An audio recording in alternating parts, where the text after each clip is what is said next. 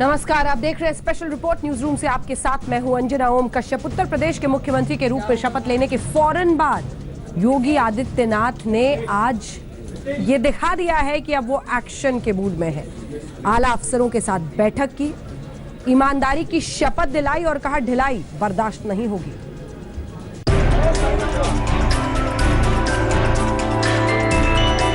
योगी आदित्यनाथ जी मुख्यमंत्री हैं।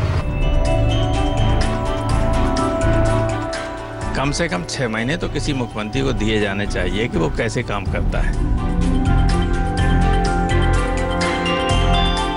और उनकी पार्टी ने उनको मुख्यमंत्री के लिए चुना है।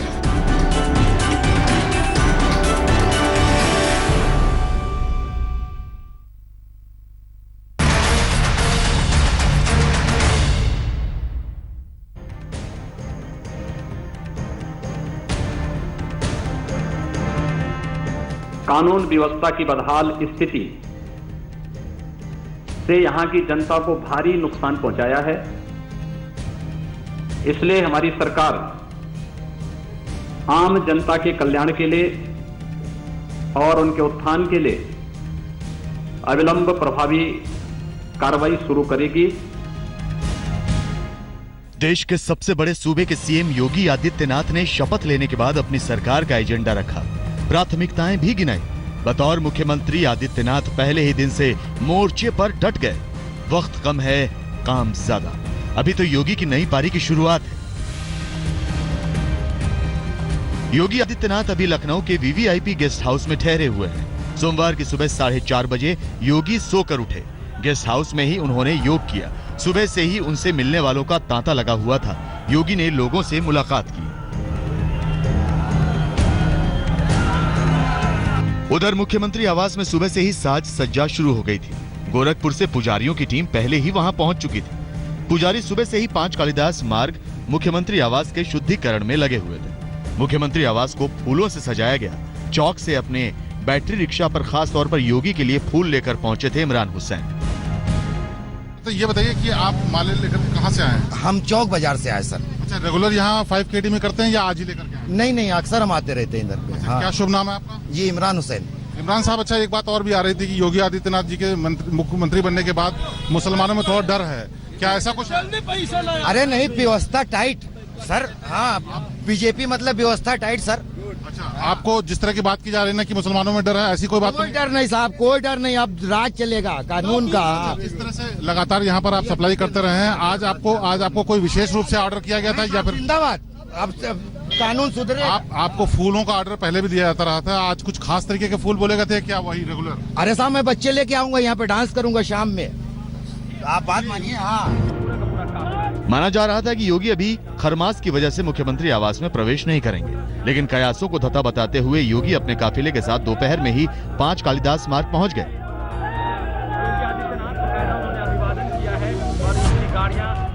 योगी आदित्यनाथ पहुंचे हैं 5 कालिदास मार्ग पर।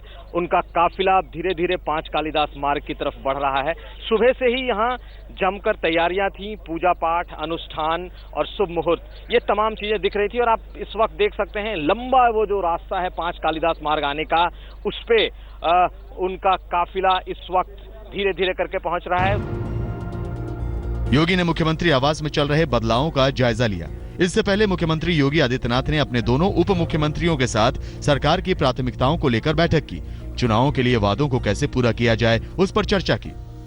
अब आपकी मेन प्रायोरिटी क्या होगी? जिस तरह से बूचड़ खाना और ये सब है, क्या उम्मीद करें कि अगले कुछ समय में ये सारा? तो स्पष्ट है, इस लोक कल्याण संकल्प पत्र के माध्यम से हमने समाज के हर हिस्से पर ध्यान देने का निर्णय लिया है कि कोई भी हिस्सा होगा उस पर भारतीय जनता पार्टी ध्यान देगी। दोनों उप मुख्यमंत्रियों से मीटिंग के बाद योगी यूपी के सभी विभागों के प्रमुख सचिवों के साथ बैठक के लिए रवाना हो गए। योगी ने अधिकारियों के साथ सरकार के एजेंडे पर बातचीत की। बैठक के वक्त मंच पर मुख्यमंत्री योगी आदित्यनाथ की दाहिनी तरफ उप मुख्यमंत्री दिनेश शर्मा और बाईं तरफ केशव प्रसाद मौर्य बैठे थे। सूत्रों के मुताबिक मुख्यमंत्री ने सभी अधिकारियों को खड़े होकर ईमानदारी, स्वच्छता और स्पष्टता की शपथ दिलाई। आगे के रोड मैप के बारे में सभी अधिकारियों से चर्चा की और सभी को अपनी संपत्तियों का ब्यौरा देने के लिए कहा। इससे पहले योगी आदित्यनाथ ने उत्तर प्रदेश के डीजीपी जावेद अहमद से लोक भवन में बातचीत की। लोक भवन में ही योगी लखनऊ के जिला अधिकारी और एसएसपी से भी मिले। आज तक को मिली एक्सक्लूसिव जानकारी के मुताबिक यूपी पर पीएम मोदी की सीधी नजर रहेगी, जिसका जिम्मा नृपेंद्र मिश्र को दिया गया है। रविवार को मुख्यमंत्री पद की शपथ लेने के बाद योगी आदित्यनाथ ने कल लखनऊ में नृपेंद्र मिश्र के साथ करीब 45 मिनट तक मुलाकात भी की थी। सूत्रों के मुताबिक हर जरूरी बात के लिए मुख्यमंत्री योगी को पीएमओ से निर्देश मिलेगा। पीएम मोदी के प्रधान सचिव नृपेंद्र मिश्र योगी सरकार के रोज के कामों पर नजर रखेंगे। नई सरकार के साथ ही प्रशासनिक फेरबदल एक सामान्य प्रक्रिया है जो यूपी में भी होगा, लेकिन सूत्रों की माने तो यूपी में टॉप अफसरों की नियुक्ति को हरी झंडी मोदी के करीबी नृपेंद्र मिश्र ही देंगे। मनमोहन सरकार के 10 साल के कार्यकाल में बीजेपी हमेशा यह आरोप लगाती रही कि उसका रिमोट कंट्रोल 10 जनपद के पास है, लेकिन कल यह तय हो गया कि यूपी में योगी सरकार का रिमोट कंट्रोल प्रधानमंत्री नरेंद्र मोदी के कार्यालय के पास है। इस बीच योगी आदित्यनाथ के मुख्यमंत्री बनने के बाद इलाहाबाद हाईकोर्ट के 3 अपर महाधिवक्ताओं ने इस्तीफा दे दिया। जिन अपर महाधिवक्ताओं ने इस्तीफा दिया उनके नाम हैं सीबी यादव, इमरान उल्ला और कमरुल हसन सिद्दीकी। अपर महाधिवक्ताओं की नियुक्ति राज्य सरकार करती है, इसी वजह से इन तीनों ने इस्तीफा दिया है। योगी आदित्यनाथ ने वीडियो कॉन्फ्रेंसिंग के जरिए प्रदेश के पुलिस अधिकारियों के साथ भी बैठक की। योगी का पहला दिन अधिकारियों के साथ बैठक और लोगों से मिलने जुलने में बीता। अब इंतजार है पहली कैबिनेट बैठक का, जिसके बाद योगी सरकार पूरे एक्शन के मूड में आएगी। लखनऊ में शिवपूजन सिंह, शिवेंद्र श्रीवास्तव और कुमार अभिषेक के साथ हिमांशु मिश्रा, दिल्ली आज तक। बीजेपी के घोषणा पत्र में था, बीजेपी अध्यक्ष अमित शाह लगभग हर जगह ये बात दोहराते थे कि जैसे ही सत्ता में आए अवैध बूचड़खानों को बंद कर दिया जाएगा। शुरुआत हो गई।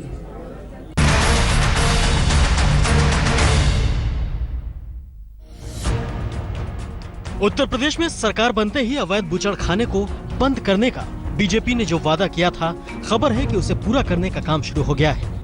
कल लखनऊ में योगी सरकार का शपथ ग्रहण हुआ और अगले ही रोज इलाहाबाद के 2 बूचड़खाने पर सील लग गया।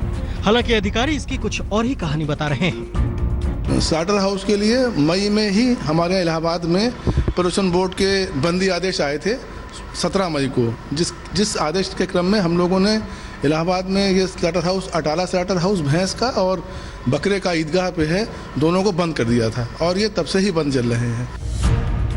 बीजेपी की इस मुहिम से इस कारोबार से जुड़े लोग परेशान हैं। एक अनुमान के मुताबिक पूरे उत्तर प्रदेश में हजारों लोग बूचड़खाने पर निर्भर हैं। अगर एक झटके में इसे बंद कर दिया गया तो उनके सामने रोजगार का संकट खड़ा हो जाएगा। कुछ लोग इसे राजनीतिक फैसला करार दे रहे हैं। अगर उन्होंने कुछ कर भी दिया तो यहाँ की हमारी जो बिरादरी है, हमारी जनता है, कम से कम 15 से 20 हजार लोग इस काम से जुड़े हुए हैं। रोजी रोटी के लाले पड़ जाएंगे, भूखे मरने की नौबत आ जाएगी। 10 से 15 हजार यहाँ पर लोग हैं, सब घर घर लाखों लोग। हाँ, ये सब रोज का हम लोग सब्जी ना है, ये मुसलमानों की, ये बिगड़ जाएगा तो काम अच्छा नहीं ना होगा। ऐसे लोग पूछ रहे हैं कि उन्हें सिर्फ यही काम आता है, अब वो क्या करेंगे। अरे हमारे कई 100 बरस पुराना ब्रिटिश गवर्नमेंट से हम लोग कई पुष्ट गल चुके हुए। आज कोई नया नहीं है कि स्लाटर हाउस बंद करवा रहे हैं लोग। हमारे बाल बच्चे हैं छोटे छोटे, कहाँ जाएंगे। हम लोग का कोई बिजनेस नहीं, कोई धंधा नहीं, इसके अलावा कोई जरिया मास नहीं है। यही हम लोग का धंधा, यही रोटी है।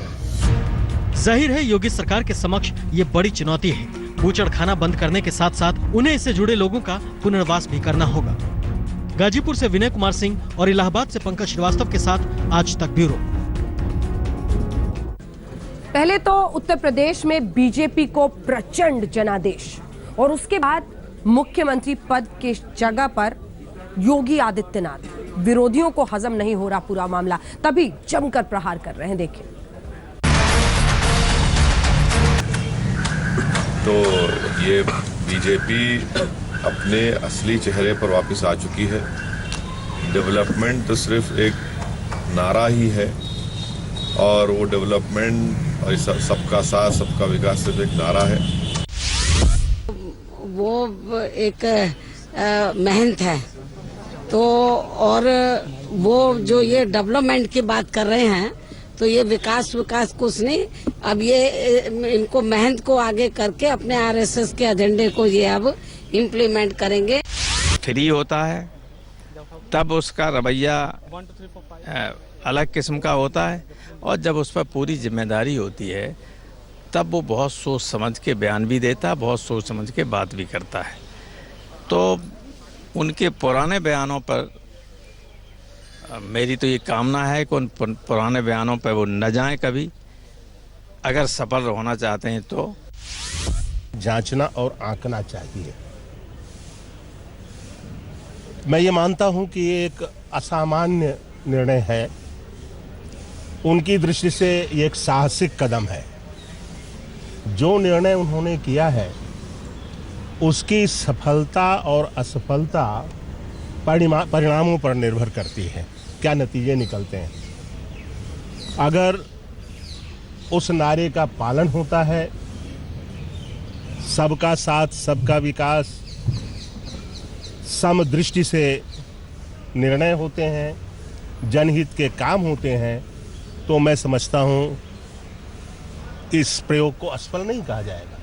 और अगर वो असफल होते हैं तो जिस जनता ने जिताया है वही जनता बदला भी लेगी। इसी के साथ स्पेशल रिपोर्ट में न्यूज रूम से हम रुक रहे हैं ब्रेक के लिए, लेकिन ब्रेक के उस पार आपको दिखाएंगे पहले पूजा फिर काम कोई दूजा। ये मुख्यमंत्री, नए मुख्यमंत्री योगी आदित्यनाथ के तो उत्तर प्रदेश में आ गया, लेकिन आया तो दूध से नहा के आया। जी हाँ, 11 लीटर दूध शुद्धिकरण के लिए इस्तेमाल किया गया है मुख्यमंत्री आवास में। वो 15 मिनट क्या हो रही है इस पूजा में, आखिर देखिए।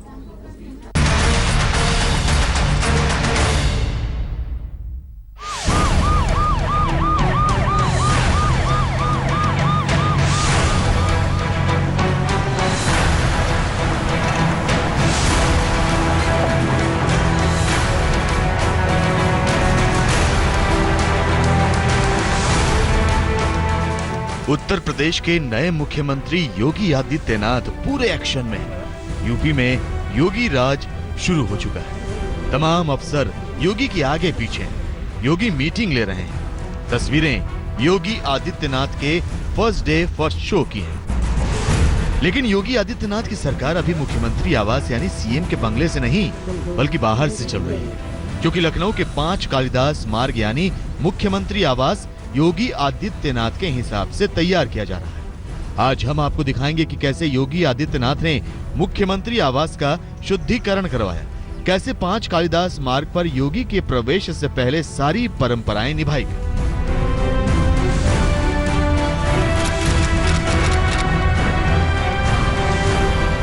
योगी आदित्यनाथ पहुंचे हैं 5 कालिदास मार्ग पर। उनका काफिला धीरे धीरे 5 कालिदास मार्ग की तरफ बढ़ रहा है।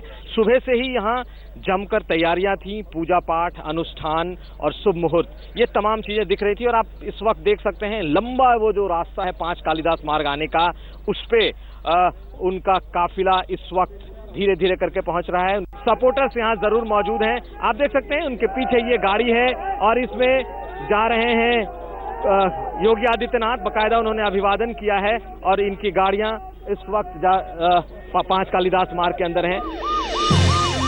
आप देख सकते हैं कि सफेद चमचमाती हुई मर्सिडीज कार में मुख्यमंत्री योगी आदित्यनाथ ने मुख्यमंत्री आवास में प्रवेश किया। लेकिन यूपी के नए सीएम हाउस में अभी सिर्फ 15 मिनट ही रुके, पूरे बंगले का मुआयना किया और चले गए।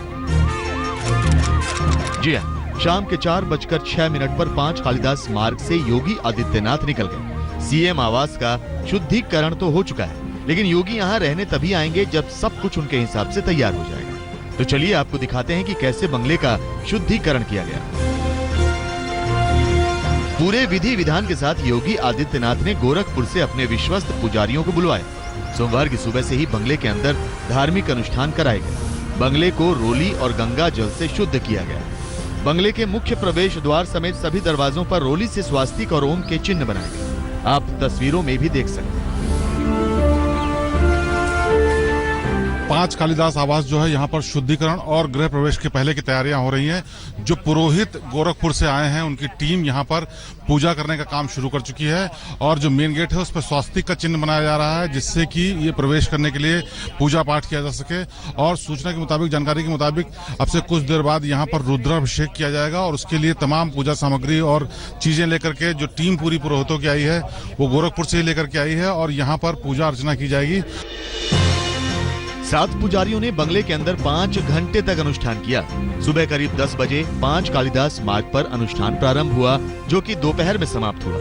वास्तु के मुताबिक पूजा का स्थान तय किया, फिर गंगा जल और गौमूत्र से शुद्धिकरण किया गया। घर में गौरी गणेश के पूजन के बाद पुजारियों के इस दल ने गोरक्ष मठ से लेकर देसी गायों से निकले 11 लीटर दूध से 5 कालिदास मार्ग का रुद्राभिषेक और हवन पूजन किया। लोगों ने श्री गणेश जी का पूजा किया और वास्तु शास्त्र के हिसाब से जो वास्तु की शुद्धि होती है उसका पूजा हम लोगों ने किया। अभी क्या क्या और कार्यक्रम है?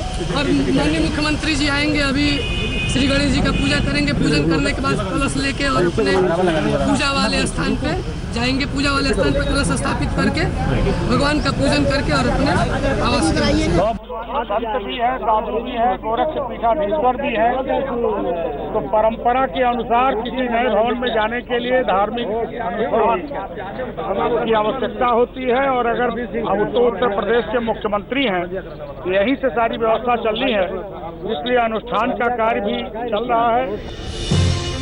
सीएम हाउस पर नए मुख्यमंत्री की नेम प्लेट शपथ लेने के बाद ही लगा दी गई। आप देख सकते हैं कि नेम प्लेट पर आदित्यनाथ योगी लिखा हुआ है। योगी आदित्यनाथ के सीएम हाउस में प्रवेश से पहले उसे पूरी तरह फूलों से सजाया। अगर इस घर के भीतर हम झांकें तो ऊपर जो मुंडेर है वहां भगवा रंग का एक बड़ा सा कह सकते हैं कि कपड़ा लगाया गया है, जो भगवा प्रतीक दिखा रहा है। साथ साथ उसके बगल में तिरंगा है।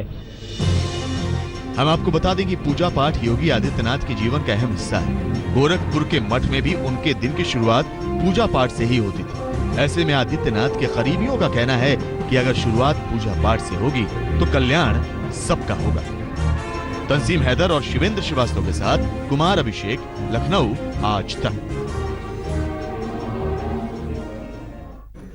मुख्यमंत्री आवास का होगा योगीकरण। जी हां, एक बंगला न्यारा और उस बंगला न्यारा में भी एक कमरा ऐसा जो बिल्कुल योगी आदित्यनाथ के लिए योग रूप में होगा।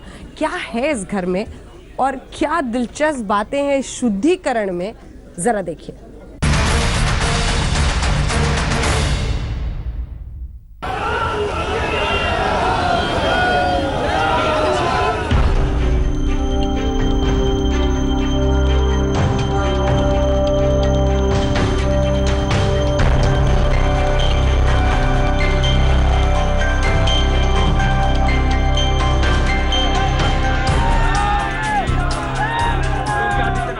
एक योगी उत्तर प्रदेश का मुख्यमंत्री बना है। योगी जो जानता है कि इस सृष्टि में जो भी हो रहा है वो सब एक दूसरे से जुड़ा है। लिहाजा उत्तर प्रदेश का राजनिवास भी एक योगी के अनुरूप ही ढल रहा है, बदल रहा है। सादा जीवन जीने वाले योगी आदित्यनाथ के मुफीद तमाम व्यवस्थाएं की जा रही हैं, जिसमें मौजूदा मंदिर में बदलाव से लेकर गौशाला की स्थापना तक शामिल है।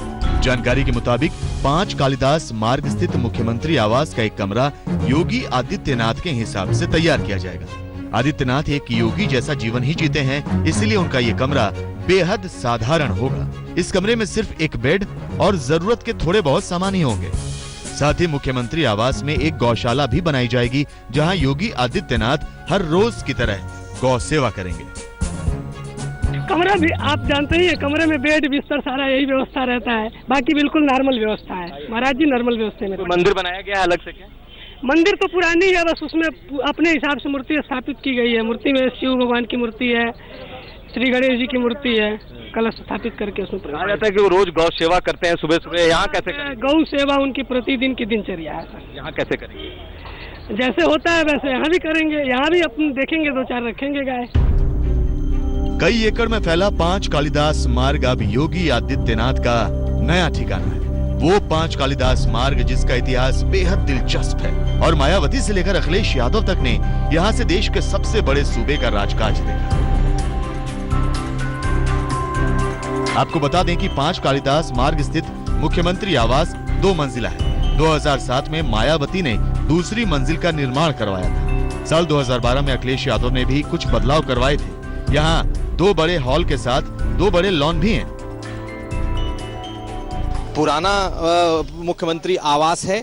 इस बार काफी तरीके से बाकायदा पूरे पूजा पाठ और मुहूर्त के बाद मुख्यमंत्री इसमें प्रवेश करेंगे। लेकिन मायावती को इसका पूरा रेनोवेशन का श्रेय जाता है। आप जितनी भी लाल पत्थर की ये इमारत देख रहे हैं, इसके नीचे ईंट की इमारत है जो कि बहुत पहले यानी अंग्रेजों के वक्त का बना हुआ है। उसके ऊपर जब मायावती मुख्यमंत्री बनी तो उन्होंने बाकायदा इसका जबरदस्त रेनोवेशन किया। तमाम लाल पत्थर से लगाए गए कुछ अलग पार्ट बनाए गए, जिसमें ऊपर का जो महला है, ऊपर का जो तल्ला है, वो भी मायावती ने बनवाया। अब योगी आदित्यनाथ इस बंगले से अपना राजकाज देखेंगे, लेकिन इसकी भव्यता के साथ अपनी सादगी का मिलान कर। एक साधारण सा बेड, साधारण सा बिस्तर, जमीन पर बिछी साधारण सी चटाई, साधारण सा किचन, पूजा पाठ के लिए मंदिर और गौ सेवा के लिए गौशाला। योगी के नए आवास में बहुत ज्यादा बदलाव तो नहीं होंगे, लेकिन उनकी जीवन शैली और दिनचर्या के हिसाब से कुछ चीजें जोड़ी जरूर जाएंगी, ठीक उसी मठ के अनुरूप जहां वो पहले रहा करते थे। लखनऊ से कुमार अभिषेक के साथ आज तक ब्यूरो। बड़ी दिलचस्प बातें हैं दरअसल योगी आदित्यनाथ के बारे में, लेकिन उसमें से कई कहानियां हैं, फसाना है। लेकिन मूलतः बताया जाता है कि सुबह 3 बजे उठकर पूजा पाठ की शुरुआत करते हैं, शिव द्वार से दुर्गा द्वार तक। कैसा है एक रोजमर्रा के दिन में योगी आदित्यनाथ का रूटीन, देखिए। योगी आदित्यनाथ यानी कि महाराज जी की जो अगर दिनचर्या की बात करें तो सुबह रोजाना 3 बजे ही वो उठ जाया करते हैं और ये उनका कमरा है, इसी कमरे में वो रहते हैं।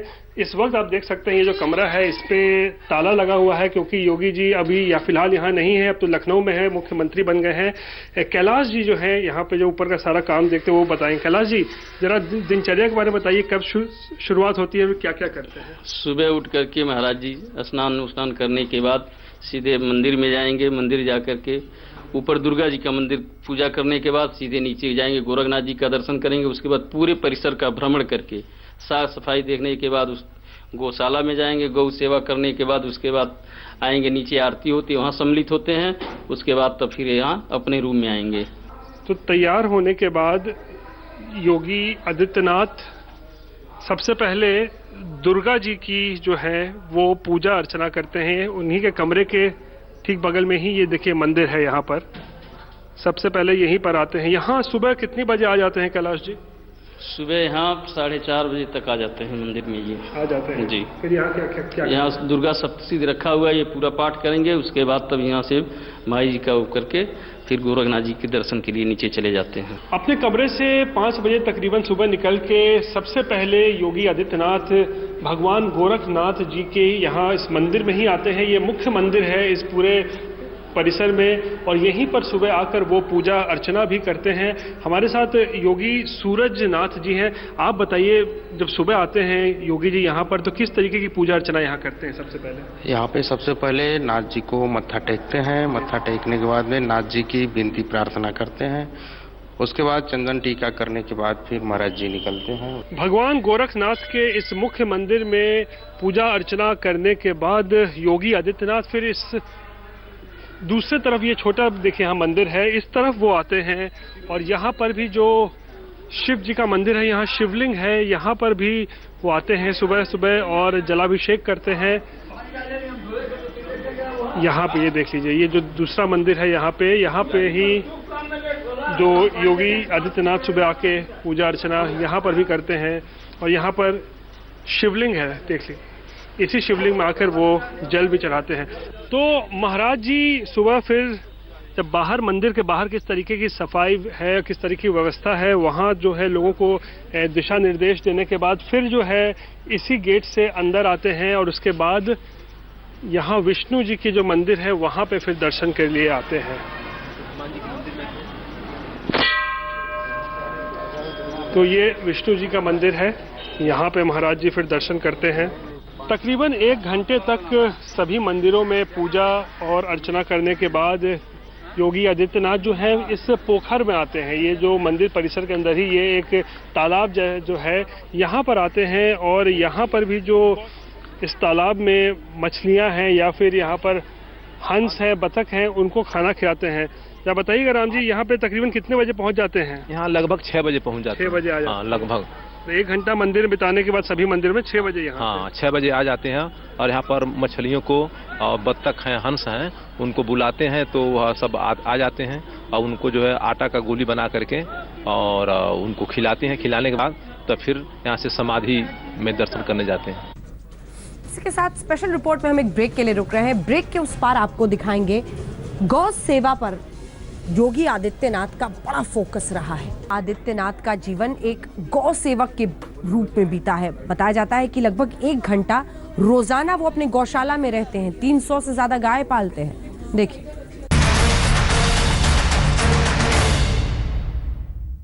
रोजाना सुबह को मंदिरों के दर्शन करने के बाद योगी आदित्यनाथ जो है इस गौशाला में आते हैं। ये है गोरखनाथ मंदिर का जो गौशाला है और यहाँ पर तकरीबन 350 से भी ज्यादा जो है वो गायें हैं जो कि गुजरात हरियाणा से जो है यहाँ पे लाई गई हैं।